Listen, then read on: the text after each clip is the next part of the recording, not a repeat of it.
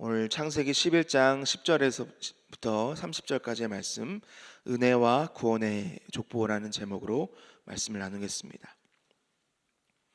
제가 초등학교 때 학교 선생님으로부터 족보에 대해서 배운 적이 있습니다. 학교를 다 마치고 아버지께로 찾아갔습니다. 이렇게 물었습니다. 아버지, 아빠라고 했지만 우리 집 족보는 어디 있어요? 그랬더니 제 아버지가 이렇게 말씀하십니다. 6.25 전쟁 중에 불타서 없어졌어. 저는 그 이야기를 듣고 매우 아쉬웠습니다. 우리 집안의 뿌리가 누구인가? 우리 집안의 구성이 어떻게 되는가? 물론 이것도 관심이 있었지만 학교에 가서 우리 집안 뼈대 있는 집안이야, 이렇게 자랑하고 싶었기 때문이죠. 족보라고 하는 것은 한 집안과 다른 집안을 나누는 결정적인 근거가 됩니다. 성경에서도 족보가 여러 곳에서 기록이 되어 있죠. 우리가 연초부터 창세기를 묵상하고 있습니다. 5장, 10장, 11장 벌써 3번이나 하나님께서 이스라엘의 족보에 대해서 우리에게 말씀해 주고 있습니다. 하나님은 왜 그렇게 족보를 강조하셨을까요? 세상은 죄로 인해서 하나님으로부터 완전히 단절되었습니다. 하나님과 세상은 더 이상 어떠한 관계나 한 가족이나 창조나 피조물의 그러한 관계를 찾아볼 수가 없었습니다. 하지만 하나님은 세상을 너무나 사랑하셨습니다.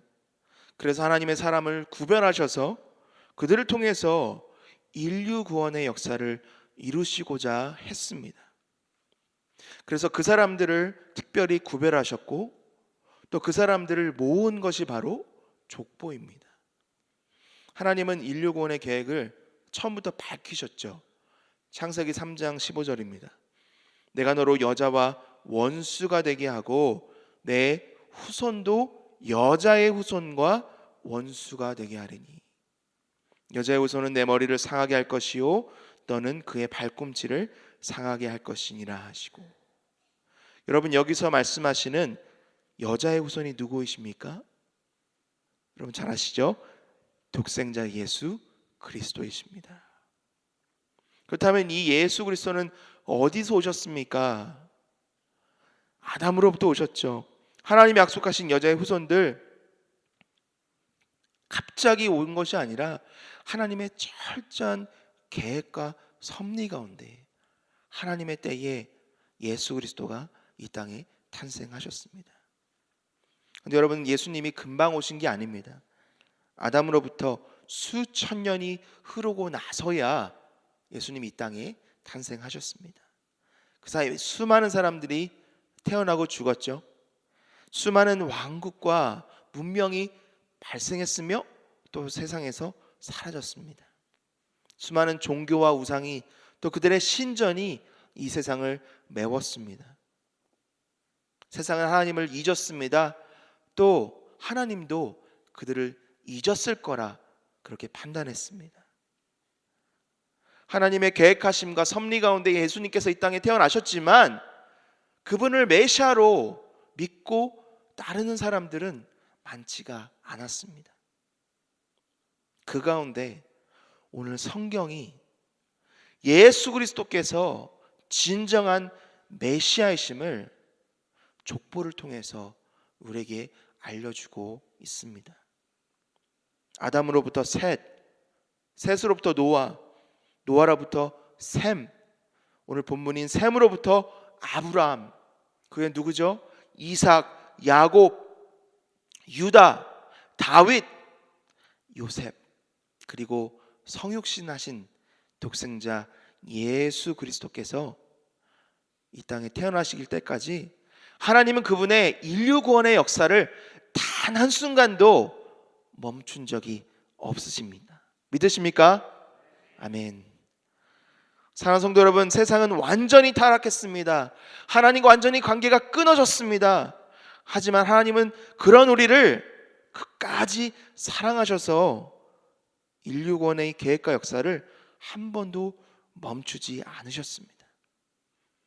하나님의 뜻과 섭리 가운데 예수 그리스도를 이 땅에 태어나게 하시면서 그분이 오실 때까지 하나님이 특별히 구별하시고 선별하신 하나님의 백성들을 이 땅에 두신 겁니다. 그것이 바로 오늘 우리가 마주하고 있는 족보입니다. 이러한 맥락에서 오늘 본문 창세기 11장 10절에서 30절까지를 함께 묵상해 보겠습니다. 여러분, 우리가 함께 교독을 했지만 오늘 본문 노아의 아들 셈으로부터 아브라함에 이르기까지 그 족보에는 별반 특별한 것이 없습니다. 누가 누구를 낳았고 몇 년을 살다가 자녀를 낳았다. 또 그 다음 보면 누가 누구를 낳았고 몇 년을 살았고 자녀를 낳았다. 이렇게 그냥 이름과 순서, 나이, 관계 이렇게 열거가 쭉 되어 있습니다. 특별할 것 없이 지극히 평범한 삶을 살았던 셈의 후손들. 하지만 그들이야말로 하나님이 선택하시고 구별하신 하나님의 백성이었다는 사실, 여러분 이것을 잘 묵상하시면 저와 여러분에게 큰 위로의 말씀이 됩니다. 만약 하나님으로부터 선택을 받고 하나님의 특별한 은혜를 받기 위해서 가장 큰 업적과 세상이 보기에 정말 위대하고 훌륭한 사람이 한다면 저와 여러분들 가운데 하나님의 은혜를 받을 만한 사람이 얼마나 되겠습니까? 적어도 저는 아닐 겁니다. 하나님의 역사가 사람의 뛰어남이 아니라 믿음으로 순종하는 평범한 일상을 통해서 이루어진다는 그 사실을 여러분 잘 묵상하시면 우리에게는 소망이 있습니다. 하나님이 원하시는 것 특별한 것이 아니구나, 업적도 아니구나, 훌륭한 일을 해서 사람들의 이목을 집중하는 그런 게 아니구나. 하루하루 내 일상 가운데 하나님이 주시는 은혜에 만족하며 그렇게 평범하게 살면 하나님의 영광을 취하시고 우리를 사용하시는구나. 그것이 오늘 족보가 보여주는 하나님의 말씀입니다. 목회를 하다 보면 자주 방문하는 곳이 있습니다. 페어팩스 메모리얼 파크 중앙동산입니다. 묘지에 있는 동판을 보면 여러분 많은 것들이 써 있지 않습니다. 그분의 조남, 몇 년에 태어나셔서 몇 년에 돌아가셨고 또 그분의 삶을 가리키는 한 문장 정도, 매우 간단한 그런 내용들입니다. 사람의 눈에는 참 단순해 보이고 그래서 어떤 사람은 인생은 너무나 허무하다 그렇게 이야기하기도 합니다. 하지만 하나님의 눈에는 어떻게 보일까요?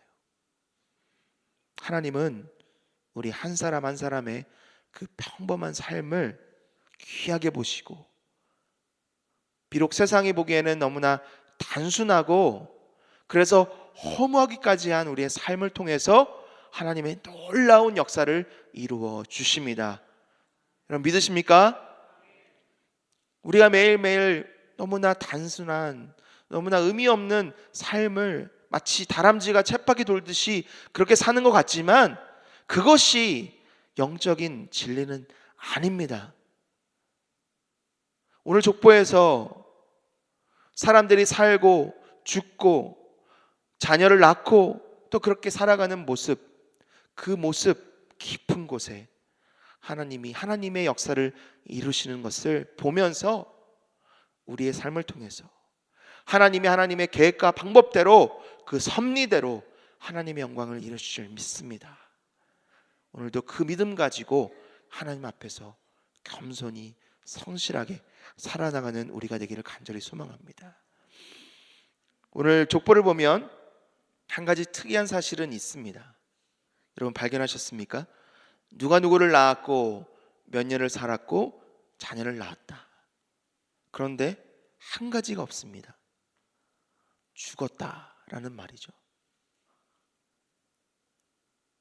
누가 누구를 낳았고 살았고 죽어야 되는데 죽었다는 말이 없습니다. 그들이 하나같이 죽지 않아서일까요? 그건 아닙니다. 오늘 본문을 보면 그 수명이 점점 줄어드는 것을 보게 됩니다. 처음에는 500년을 지내며 403년을 지내며 430년, 209년, 207년, 200년, 119년 이렇게 점점점 인간의 수명이 줄어듭니다. 우리는 다 죄로 인해서 육신을 이 땅에 두고 하늘나라에 가야 되는 그러한 운명이 있습니다. 그렇다면 왜 오늘 족보에는 죽었다라는 말이 없었을까요? 나았다, 반대로 나았다, 생명이 탄생되었다. 하나님의 구속 역사는 죽음에 대한 것이 아니라 생명에 대한 것임을 말씀해 주시기 위함입니다. 비록 인간은 죽음을 맞이하지만 하나님의 구원 역사는 대를 이어 흘러내려가면서 계속해서 멈추지 않고 그 생명력을 유지한다는 것을 오늘 족보를 통해서 우리에게 말씀하고 있는 것이죠. 아담의 아들 가인이 그 동생 아벨을 죽입니다. 하나님의 구원 약속이 마치 이 시간 멈춘 것 같아 보입니다. 하지만 하나님은 아담에게 누구를 주시죠? 셋을 주십니다. 인류가 그 죄로 인해서 물의 심판을 받아서 이 세상에서 완전히 진멸되기를 그 순간 하나님이 누구를 통해서 인류를 구원하십니까? 노아입니다. 노아 형수가 끝납니다. 인류는 하나님의 약속을 따라 큰 족속을 이루집니다. 사람이 모이고 힘을 모으자, 자 이제 하나님 앞에서 경배하자 이렇게 얘기하지 않습니다. 우리가 하나님과 같이 되자, 성읍과 탑을 건설하여 그 탑 꼭대기를 하늘에 닿게 하자, 우리 이름을 내고 온 지면에 흩어짐을 면하자. 무슨 이야기입니까? 하나님과 같이 되자. 하나님 만나서 우리 하나님 앞에 대면해 보자. 교만입니다. 그 교만이 너무나 커서 하나님 어떻게 하시죠? 그들의 언어를 혼잡하게 하십니다. 그리고 그 사람들을 세상에 흩어버리십니다. 자칫하면 인류 구원의 그 약속, 계획이 흐트러질 수 있는 이 위기의 상황에서 하나님은 누구를 부르십니까? 창세기 10장과 11장에 보면 벨렉을 택하시고 또 그의 후손들을 통해서 인류 구원의 역사를 계속해서 이어나가고 계십니다. 사랑하는 성도 여러분, 하나님의 인류 구원의 역사, 그 계획은 한 번도 멈춘 적이 없습니다. 우리 교회에 강한 용사가 있습니다. 강한 용사가 부르짖는 구호가 있습니다. 묵상은 멈추지 않는다. 하지만 진짜 멈추지 않은 것은 바로 여기 있습니다. 인류 구원의 역사. 한 번도 멈춘 적이 없었고 하나님의 그 철저하고 완벽한 계획하심 안에서 결국 누구를 통해서 이루어졌습니까? 우리 구주 예수. 그리고 그것은 그곳에서도 멈추지 않고 예수 그리스도의 제자를 통해서, 저와 여러분을 통해서 예수 그리스도 오시는 그날까지 계속해서 이어지는 생명과도 같은 복음입니다. 여러분이 그러한 사명을 받으셨고 또 오늘도 그 사명 따라 살아가실 줄 믿습니다. 우리 27절 한번 보겠습니다. 27절, 28절 함께 한번 읽어볼까요? 27절과 28절입니다. 시작. 데라의 족보는 이러하니라. 데라는 아브람과 나홀과 하란을 낳고 하란은 롯을 낳았으며 하란은 그 아비 데라보다 먼저 고향 갈대인의 우르에서 죽었더라. 하나님께서 이제 누구를 통해서 하나님의 구원 계획을 이루십니까? 바로 아브람입니다. 근데 여러분, 아브람이 하나님의 구원 계획을 이루는데 적합한 사람이었을까요? 여호수아 24장 3절에 이렇게 기록합니다. 옛적에 너희 조상들 곧 아브라함의 아버지 나홀의 아버지 데라가 강 저쪽에 거주하여 다른 신들을 섬겼으나. 데라가 누구를 섬겼다고요? 하나님입니까? 아닙니다. 다른 신들을 섬겼다. 데라는 하나님을 섬기지 않고 다른 신을 섬겼습니다. 내가 너희의 조상 아브라함을 강 저쪽에서 끌어내어 가나안 온 땅에 두루 행하게 하고, 우상 숭배에 빠져 있는 데라, 또 그 아들인 아브라함, 가부장적 사회에서 아버지의 영향을 안 받았을 수가 없었겠죠. 또 아브라함이 살던 갈대아우르는 어떤 땅이었습니까? 고대 문화의 중심지, 부와 이방 종교들의 집결지, 우상을 깎아서 팔아서 부를 만들었던 그런 도시, 가정 환경, 그가 살았던 도시 환경, 모든 것이 아브라함으로 하여금 하나님이 아닌 세상을 바라보도록 하는 그러한 환경 가운데 있었습니다. 어찌 보면 아브라함도 우상을 섬기는 사람이었을 수도 있습니다. 하지만 그럼에도 불구하고 하나님이 아브라함을 택하셔서 그를 그곳에서 이끌어내셔서 어디로 보내십니까? 약속의 땅 가나안으로 보내십니다. 두 번째 문제가 있습니다. 아브라함에게는 뭐가 없었죠? 자녀가 없었습니다. 대를 이어서 자녀를 낳고 그를 통해서 여자의 후손이 나와야 하는데 아브라함에게는 자녀가 없었습니다. 아브라함과 나홀이 장가들었으니 29절입니다. 아브라함의 아내 이름은 사레며 나홀의 아내 이름은 밀가니 하란의 딸이요 하란은 밀가의 아버지며 또 이스가의 아버지더라. 사레는 임신하지 못함으로 자식이 없었더라. 여러분, 이것은 단순한 문제가 아닙니다. 아브라함이 자녀를 갖기까지 25년이라는 시간을 기다려야만 했습니다. 아브라함은 알았습니다. 그 축복이 아브라함 자신을 통해서가 아니라 그의 후손을 통해서, 그의 자녀를 통해서 이 세상 만방에 퍼질 것을 알았음에도 불구하고 그가 처한 이 문제를 해결할 방법이 없었습니다. 사랑하는 성도 여러분,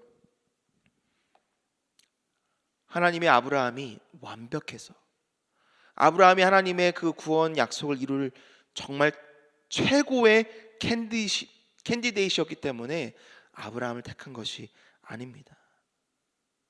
아브라함은 비록 믿음의 아버지, 우리가 너무나 존경하는, 너무나 사랑하는 믿음을 가진 믿음의 선임, 하지만 그럼에도 불구하고 아브라함은 하나님의 그 축복을 이어나갈 그러한 환경도, 그러한 자격도 없는 사람이었습니다. 이 말씀이 저와 여러분에게 큰 위로의 말씀이 되기를 소망합니다. 하나님의 구원 계획, 그 놀라운, 그 위대한 구원 계획을 이룰 수 있는 그러한 자격도, 그러한 조건도, 그러한 능력도 없는 저와 여러분을 하나님이 죽음과 사망 가운데 선택하시고 부르시고 오늘도 사용하고 있다는 그 놀라운 사실, 그것만으로도 오늘 이 아침 여러분의 입술에서 감사와 기쁨의 찬양이 흘러나오기를 간절히 소망합니다. 하나님, 부족한 저와 여러분을 이 놀라운, 이 위대한 사명 가운데 부르셨다는 사실, 그리고 그것을 위해서 오늘 이 말씀을 주셔서 우리에게 다시 한번 일어날 수 있는 용기와 희망을 주신 그 하나님의 은혜, 여러분 오늘 이 하루 하나님의 그 놀라운 은혜, 그 사랑에 흠뻑 젖어서 하나님의 부르심에 부응하여 하나님이 태초부터 계획하신 놀라운 하나님의 인류 구원의 역사, 그 계획을 알지 못하는, 죽어가는 사망 가운데 있는 우리 주의 모든 사람들에게 나누고 전하는 우리가 되기를 예수님의 이름으로 간절히 축원합니다. 함께 기도하겠습니다.